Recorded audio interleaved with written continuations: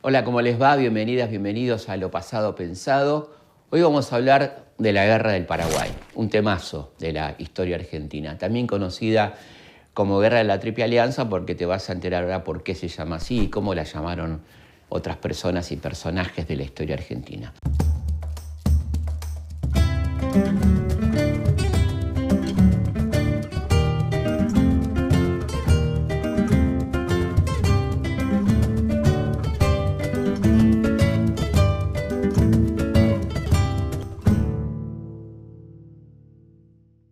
El Paraguay para la década de 1860 del siglo XIX era una gran potencia sudamericana, así como lo escuchás. Tenía la primera acería en Ibicuí, la primera acería de Sudamérica, el primer ferrocarril, uno de los primeros barcos a vapor, un país que tenía bajísimo porcentaje de analfabetismo, un Estado muy presente que tenía, por ejemplo, el monopolio del tabaco y otras actividades económicas que le permitían subsidiar todo este movimiento. Y claro, provocaba muchos resquemores en los alrededores porque no dependía ni de Brasil ni de la Argentina. Tenía una debilidad, estaba encerrado en un lugar mediterráneo, como se dice, y por supuesto dependía de la navegación libre de los ríos, que va a ser un elemento de conflicto permanente.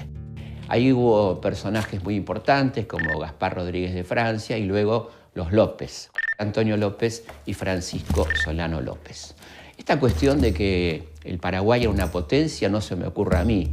Lo dice el mayor enemigo del Paraguay, el tipo que va a ser el jefe de las tropas aliadas contra Paraguay, que se llamó Bartolomé Mitre. Fíjate lo que decía Mitre sobre el gobernante paraguayo y el Paraguay.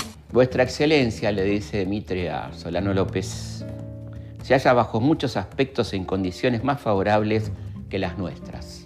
A la cabeza de un pueblo tranquilo y laborioso que se va engrandeciendo por la paz y llamado en ese sentido a la atención del mundo, con medios poderosos de gobierno que saca de esa misma situación pacífica, respetado y estimado por todos los vecinos que cultivan con él relaciones profundas de comercio, pues como lo ha dicho muy bien en un periódico inglés de esta ciudad, Vuestra Excelencia es el Leopoldo, o sea, el rey de Bélgica, de estas regiones, cuyos vapores suben y bajan de los ríos interiores enarbolando la bandera pacífica del comercio. Esto decía Mitre de Francisco Solano López. Bueno, hasta acá vamos bien, ¿no? Está Solano López en Paraguay, Mitre diciendo que lo admira, que es, está mejor que la Argentina, el Paraguay, que es como un Leopoldo de Bélgica en América del Sur, pero pasaron cosas, ¿no? Pasaron cosas como, por ejemplo, que Inglaterra tenía gravísimos problemas para aprovisionarse de algodón. Estados Unidos estaba en plena guerra de secesión, una guerra compleja en Egipto y en la India, lugares de provisión natural de algodón para las empresas textiles británicas, y comienzan a mirar el mapa y, por supuesto, Paraguay era un gran productor de algodón, entre otras cosas. Y además a Inglaterra le molestaba muchísimo, como a los liberales argentinos, ese modelo de enclaustramiento, como decían ellos, ese modelo hacia adentro, que no necesitaba depender de las potencias extranjeras, a pesar de que López tenía muy buenas relaciones con Gran Bretaña, pero no se sometía a la política británica. Este es un tema bastante interesante. Entonces, tanto el imperio esclavista de Brasil como la Argentina liberal de Mitre empiezan a pergeñar cómo atacar al Paraguay. Y se produce de una manera muy rastrera realmente esto, porque lo que va a hacer Mitre es invadir Uruguay a través de un golpe de Estado. En Uruguay gobernaba el único aliado que tenía López en el Río de la Plata, que era el presidente Berro. O sea, hay una muy buena relación entre la banda oriental, la República Oriental del Uruguay, y el Paraguay. Entonces lo que van a hacer es un golpe interno de Estado, encabezado por el general Venancio Flores, financiado por el Brasil y por la Argentina de Mitre, lo cual provoca a Solano López ayudar a su aliado y pedir permiso a Argentina para atravesar territorio de Corrientes e ir en auxilio de Berro, de su aliado uruguayo. Mitre no autoriza ese paso, aprovechando que esto va a ser tomado como una causus belli, es decir, que el paso igual de López va a ser la declaración de guerra, que no la va a hacer la Argentina, sino que la va a hacer el Paraguay, provocando un episodio bélico. Así se dan las cosas en los que estaban esperando, tanto Brasil como la Argentina, y entonces comienza esta declaración de guerra a la que suman al nuevo gobierno uruguayo encabezado por Flores. Ahí nace entonces la Triple Alianza: el imperio esclavista de Brasil, la Argentina liberal de Mitre y el gobierno golpista de Uruguay. A esta alianza la va a llamar claramente Alberdi la Triple Infamia contra el pueblo paraguayo. Mitre, que se pone al frente de esta campaña belicista, dice: en una semana en los cuarteles, en 15 días en Corrientes, en un mes en Asunción. Como diciendo, esto va a ser una campaña rapidísima, los vamos a destrozar y vamos a ocupar Asunción en un mes. Estamos en el año 1865. Mitre no contaba con muchas cosas. Mitre fue siempre un muy mal militar, le había ido muy mal en su vida militar. Un gran historiador, un gran político, un gran intelectual, pero militarmente un tipo muy flojito, ¿no? No contaba, por ejemplo, con lo impopular que va a ser esta guerra contra el Paraguay, ¿no? Va a haber alzamientos en distintas provincias encabezadas por caudillos como Felipe Varela, gente que se va a negar a ir a pelear al Paraguay, la huelga de los astilleros correntinos para no hacer barcos para pelear contra los hermanos paraguayos, la campaña de prensa que lanza José Hernández desde el periódico Río de la Plata. Sí, José Hernández, el autor del Martín Fierro, es un gran enemigo de la guerra del Paraguay y por lo tanto un gran enemigo de Bartolomé Mitre. También el poeta Guido Hispano. Es decir, hay varios intelectuales, Alberdi por supuesto, que se oponen a este crimen de la guerra que va a ser la guerra del Paraguay. A pesar de todo, se pone en marcha el ejército aliado, Brasil, Argentina, Uruguay, se nombra a Mitre general en jefe de las tropas aliadas. La guerra es un desastre para los aliados, un desastre porque todo el pueblo paraguayo se une, hombres, mujeres, niños, ancianos, es un pueblo en lucha contra estos invasores. Es muy impresionante el trabajo de Cándido López, además llamándose López como el mismo presidente de Paraguay, ¿no? Cándido López es un soldado que combate, un tipo, un gran pintor cuya mano queda destrozada por una granada y básicamente lo que va a hacer es acordarse, hacer algunos esbozos, pero va a pintar esos famosos cuadros después de la guerra, estando ya en Buenos Aires. Algunos dicen que es un poco el origen de la historieta. Si vos te fijás, son cuadros secuenciales, son horizontales, maravillosos, de una potencia y un color increíble que retratan gran parte de la guerra del Paraguay. Así que tenemos la suerte históricamente de tener muy gráficamente ilustrada esta guerra de la Triple Infamia. Bueno, el cálculo de Mitre fue un poco inexacto, como te venía diciendo, bastante inexacto. Le erró, digamos, por casi 5 años, ¿no? La guerra duró casi 5 años, efectivamente, y de esos 5 años, 4 años fueron victoriosos para el pueblo paraguayo que resistió heroicamente los embates de los aliados. Pero bueno, por supuesto, era muy difícil resistir, no tenían ningún aliado que los ayude, tenían que valerse por sus propios medios.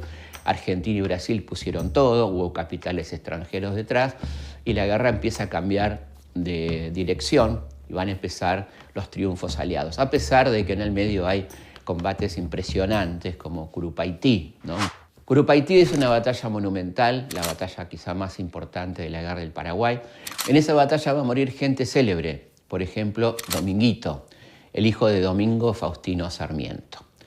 Va a morir también el hijo de Marcos Paz, que era el vicepresidente. Bueno, mucha gente importante muere en ese combate, muchísimos muertos, cerca de 8.000 muertos argentinos y apenas unos 100 paraguayos. Es una batalla muy heroica, muy potente, una gran derrota para el ejército aliado, quizá la última gran victoria del pueblo paraguayo. Después comienzan los combates en los que se va imponiendo lentamente, pero decididamente, la fuerza aliada.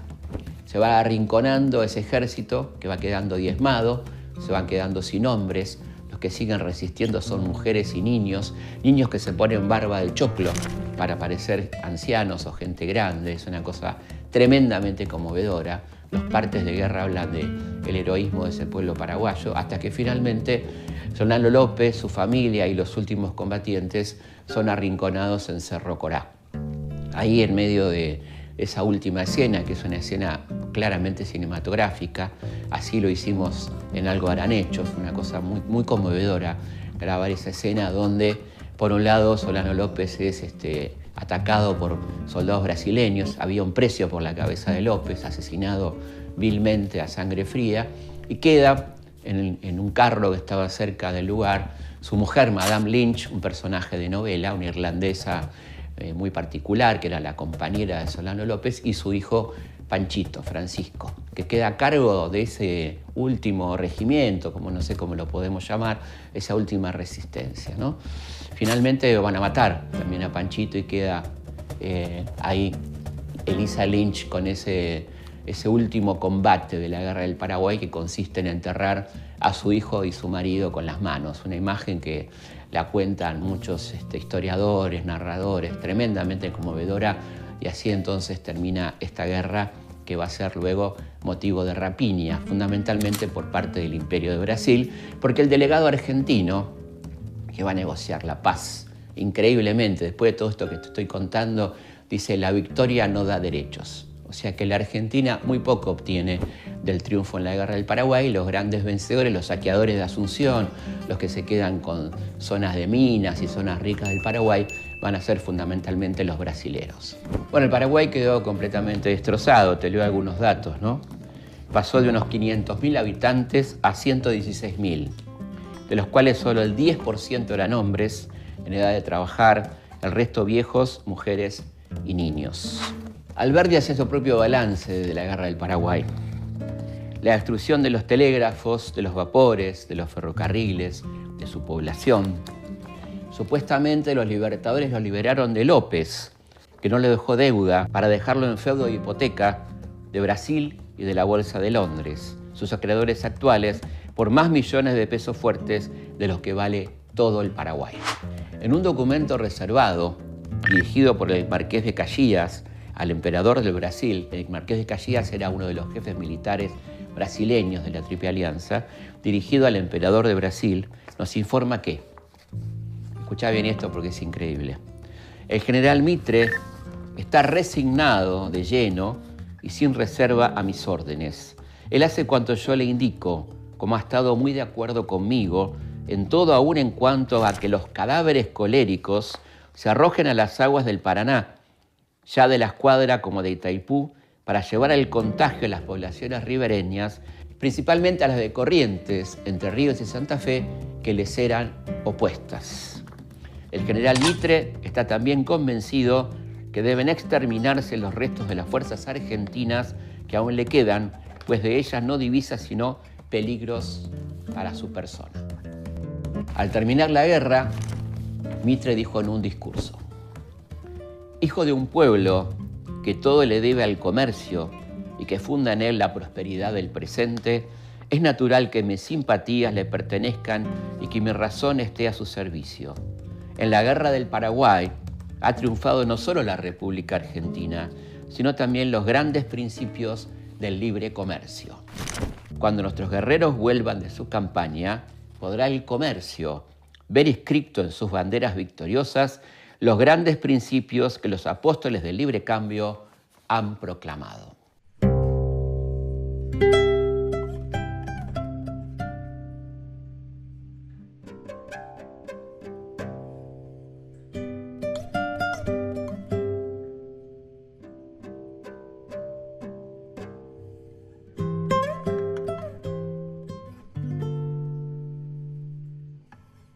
Bueno, estamos llegando al final de este programa dedicado a la Guerra del Paraguay, una guerra tremenda, fratricida, como bien dijo Juan Bautista Alberdi, la guerra de la triple infamia.